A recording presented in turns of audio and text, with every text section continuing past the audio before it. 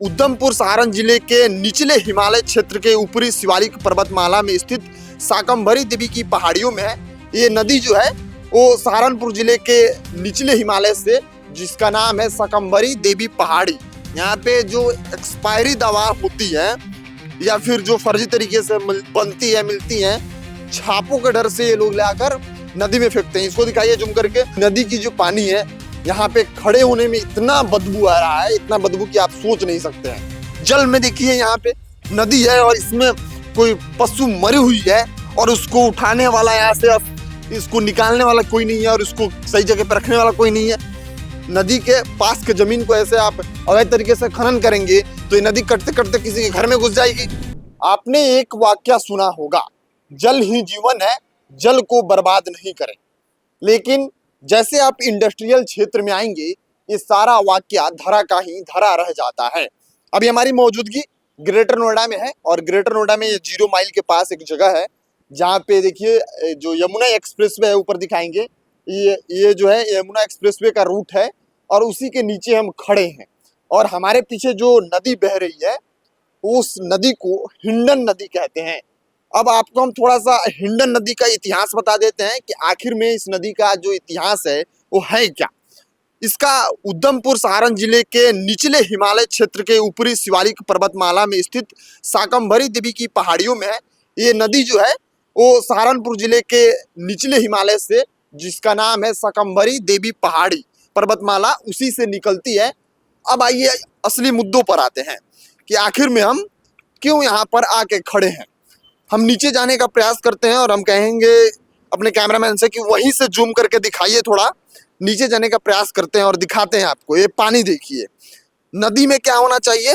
नदी में होनी चाहिए मेढक, मछलियां या फिर नदी की जो जल जीवंत जंतुएं हैं उनको रहना चाहिए। लेकिन इस नदी में नाले की पानी बह रही है और जो भी सीवेज के थ्रू जानी चाहिए, सीवेज सिस्टम के थ्रू, सारा चीज इस नदी में बह रहा है। आप देखिए कि यहाँ पे सबसे अदृश्य चीज मुझे दिखाई दे रहा है कि देखिए यहाँ पे बड़ी बड़ी जो गोलियां हैं, ये देखिए डब्बे डब्बे यहाँ पे आपको मैं दिखा रहा हूँ। देखिए यहाँ पे जो एक्सपायरी दवा होती है या फिर जो फर्जी तरीके से बनती है, मिलती है, छापों के डर से ये लोग लाकर नदी में फेंकते हैं। इसको दिखाइए जूम करके। यहाँ पे सिरप भी पड़ा हुआ है बहुत सारा, इसको हम दिखाने का प्रयास करते हैं। देखिए यहाँ पे पोटासियम क्या क्या इसमें है, potassium citrate and citric acid oral solution USP 200 ml, exact नाम नहीं लिखा है। ये सारी चीजें यहाँ पे फेंकी गई हैं, बहुत सारे बिस्तर फेंके गए हैं। इसका मतलब कि ये नदी अब जो ड्रग्स माफिया है, दवा के लोग माफिया हैं। अब एक घटना भी सामने आई थी पूर्वांचल में कि फेक कफ सिरप जिसमें फर्जी तरीके से उसमें नशे की दवाई मिलाकर बेचा जा रहा था, उसका भंडाफोड़ हुआ था। और यहाँ पे देख लीजिए कि यहाँ पे वही सिरप फेंकी हुई है, दवाइयाँ फेंकी हुई हैं। ये दवाइयाँ आखिर है किस चीज की, मैं देख लेता हूँ एक बार। एम्लोपेन 80, ये बीपी की दवाइयाँ हैं। और यहाँ पे क्या कर रही है इस नदी में, समझ से परे है। बाकी नदी की जो पानी है इसकी क्वालिटी को एक बार आप जूम करके दिखाइए कि नदी की जो पानी है यहाँ पे खड़े होने में इतना बदबू आ रहा है, इतना बदबू कि आप सोच नहीं सकते हैं। तो आप समझ लीजिए, देखिए वहाँ पे फ्लोट हो रहा है, वो नदी में फेंकने की चीजें नहीं है। आखिर में प्रशासन और जो नदी की अथॉरिटी है, जो नदी का देख रेख करती है, जल संसाधन विभाग मंत्रालय के लोग आखिर में है कहाँ? आखिर में हमारी विरासत को बचाया क्यों नहीं जा रहा है? प्रोजेक्ट चलाते हैं, नमामि गंगे, करोड़ों रुपए खर्च कर देते हैं नदियों को बचाने के लिए। जो नदी अभी जीवंत स्थिति में है उसको आखिर क्यों नहीं बचाया जा रहा है? औद्योगिकरण बहुत ही अच्छी चीज है, आप इंडस्ट्री लाइए, आप इंफ्रास्ट्रक्चर बढ़ाइए, आप लोगों को रोजगार दीजिए, लेकिन जो हमारी विरासत है, जिससे हमारी एक इतिहास बनी है, जिससे हमारे लोग जुड़े हुए हैं, उनको आप बचा क्यों नहीं रहे हैं? बड़ी बड़ी इमारतें खड़े कर रहे हैं, बड़ी बड़ी बिल्डिंग खड़े कर रहे हैं, लेकिन जो हमें विरासत में चीजें मिली हुई हैं उसको बचाया क्यों नहीं जा रहा है? आखिर में जब जल की कमी होगी तो कहाँ से आएगा? इन चीजों को क्यों ऐसे बर्बाद किया जा रहा है? बड़े बड़े बिल्डिंग बनाते हैं और उसका सारा सीवेज सिस्टम आप इसमें लाके डाल देते हैं। बड़ी बड़ी फैक्ट्रियां बनती हैं, उसका जितना वेस्ट होता है, जितना गार्बेज होता है, आप सारा इसमें लाकर डाल देते हैं। यहीं पे दिखाइए, आप यहीं पे दिखाइए, यहाँ पे कंस्ट्रक्शन कंपनी है और कंस्ट्रक्शन कंपनी का जितना वेस्टेज होता है, जितना वेस्ट होता है, सारा इसी में आता है। यहाँ पे आवारा पशु बैठी हुई हैं, इसको देख रेख करने वाला कोई नहीं है। आखिर में हमारी सरकारें बड़े बड़े दावे करती हैं कि हम ये कर रहे हैं, वो कर रहे हैं, लेकिन जब आप धरातल पे आइएगा तो वो गायब हो जाता है। देखिए यहाँ पे एक और चीज दिखाइए, ये सारा जो है जमीन, ये नदी का जमीन है और इसमें से अवैध खनन भी हो रहा है, यहाँ से मिट्टी भी निकाला जा रहा है। ये कंस्ट्रक्शन कंपनी का सारा काम जो है नदी के जमीन पे हो रहा है, रोड के जमीन पे हो रहा है। ये सारा सरकारी जमीन है। जो इस विभाग के अधिकारी लोग हैं आखिर में हैं तो हैं कहाँ? यहाँ पे हम आपको और दिखाने का प्रयास करते हैं। नदी के बाहर यहाँ पे लोग अपना भूसा का अंबार लगाए हुए हैं, लोग अवैध तरीके से कब्जे कर रखे हैं और जो कचरा सिस्टमेटिक ढंग से जाना चाहिए गार्बेज सिस्टम में, जैसे गीला कचरा सूखा कचरा का अलग अलग रिसाइकल होता है, तो ये होता है। अब आपको देखें यहाँ से बदबू आ रही है, आप देखिए वहां पे कोई जानवर है जो मर कर पड़ी हुई है। हम नीचे चलने का प्रयास करते हैं, बहुत बदबू आ रहा है, अभी इतना बदबू आ रहा है यहाँ पे कि आप खड़े नहीं हो सकते हैं। लेकिन हम दिखाने का प्रयास कर रहे हैं कि आखिर में सिस्टम कहाँ है, जल संसाधन विभाग के लोग कहाँ हैं। जल में देखिए यहाँ पे नदी है और इसमें कोई पशु मरी हुई है और उसको उठाने वाला, यहाँ से इसको निकालने वाला कोई नहीं है और इसको सही जगह पर रखने वाला कोई नहीं है। इसका जगह क्या होना चाहिए, कहीं गड्ढे खोद के उसमें अच्छे से नमक डाल के इनका विसर्जन होना चाहिए। लेकिन क्या हो रहा है यहाँ पे आप देखिए, इसको ऐसे ही पानी में दूषित होने के लिए छोड़ दिया गया है और जब ये कीटाणु बन के निकलेगा, इसका हवा में पॉल्यूशन होगा तो कितने लोग बीमार होंगे आपको पता भी है।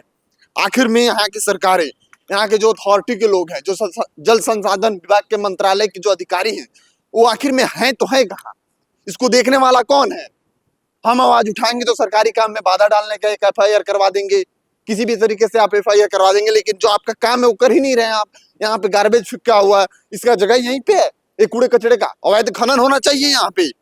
ऐसे अवैध खनन, नदी के पास के जमीन को ऐसे आप अवैध तरीके से खनन करेंगे तो ये नदी कटते कटते किसी के घर में घुस जाएगी, फिर इसका जवाबदेही कौन होगा? अब सीधा सवाल मेरा यहाँ के सरकार से है। जो सरकार यह बात कहती है कि उत्तर प्रदेश सरकार हर चीज में सक्षम है, यहाँ पे योगी जी का राज चलता है, योगी जी का बुलडोजर चलता है। क्या योगी जी आपका बुलडोजर सिर्फ घरों पे चलेगा? क्या उन अधिकारियों पे चलेगा जो ऐसे जीवंत पशु को ऐसे मरने के लिए छोड़ दिए हैं और मरने के बाद उसको निकाल भी नहीं रहे? क्या आपका बुलडोजर सिर्फ अत्याचारियों पे नहीं चलेगा, सिर्फ उन गरीब मासूमों पे चलेगा जो तिनका तिनका जोड़कर अपना महल खड़ा करते हैं और बाद में पाया जाता अवैध है तो आप उस पर बुलडोजर चला देते हैं? लेकिन इन लोगों पे क्यों नहीं चल रहा है? जो आपके मंत्रालय के लोग हैं, अधिकारी हैं, उनको नहीं दिखाई दे रहा है। हम यहाँ पे आए कितने दिन के बाद, हमें दिखाई दे दिया, उन्हें नहीं दिखाई दे रहा है। आप उन्हें ऑफिस में बैठने का पैसा देते हैं, फील्ड पे भेजिए और देखिए हिंडन नदी में कैसे यहाँ पे एक भैंस पड़ी हुई है, मरी हुई है, लेकिन इसको देखने वाला कोई नहीं है। अवैध खनन हो रहा है, आपके सामने है, अवैध खनन हो रहा है, नदी के किनारे से खनन हो रहा है। कंस्ट्रक्शन कंपनी है जो उसका गार्बेज सारा इसी में जा रहा है। आखिर में आपकी सरकार है कहाँ? आपके अधिकारी के लोग हैं कहाँ? आपके विभाग के लोग सो रहे हैं सिर्फ जनता को झुनझुना दिखाने के लिए। इस जनता के टैक्स से आपकी सरकार चलती है, लेकिन जनता को क्या फैसिलिटीज मिल रहा है? यही गार्बेज, ये नदी का कटाव, ये जल में ऐसे ही दूसरी तरीके से पानी, जल में जो पशु मर के गिर गई है उसका कोई देखरेख करने वाला नहीं है। कहाँ है आपकी सरकार? क्या कर रही है आपकी सरकार? बाकी आप अपना राय लिखिएगा और आप क्या हिंडन नदी के बारे में सोचते हैं, कैसी इसकी विकास होनी चाहिए, क्या करना चाहिए? ऐसे आप पेड़ लगाने की बात करते हैं, आप हरियाली की बात करते हैं, आप बोलते हैं कि नोएडा में पेड़ लगाइए, ज्यादा प्रदूषण फैल गया है इंडस्ट्री आने से। जो पेड़ लगाए आपकी लोग यहाँ से खनन करके उस पेड़ को भी नदी में डाल देते हैं। कैसे होगा जल जीवन हरियाली? बस आप लोग ढोंग करते हैं, आप उसपे धरातल पे कोई उसका काम नहीं करते हैं आप लोग। बाकी आप लोग अपना सुझाव लिखिएगा कि कैसे इसको बचाया जा सकता है, कैसे इसको सरकार को सजेशन दिया जा सकता है कि सरकार इस पे कैसे काम करे, कैसे सीवेज सिस्टम को अलग किया जा सकता है नदियों से, कैसे इसका देख रेख किया जा सकता है।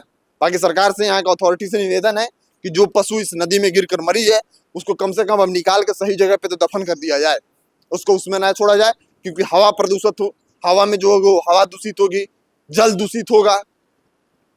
चलिए मिलते हैं आपसे अगली वीडियो में, बने रहिए आप नेक्स्ट जन ब्रॉडकास्ट के साथ। मैं सुमन उपाध्याय, बहुत बहुत धन्यवाद।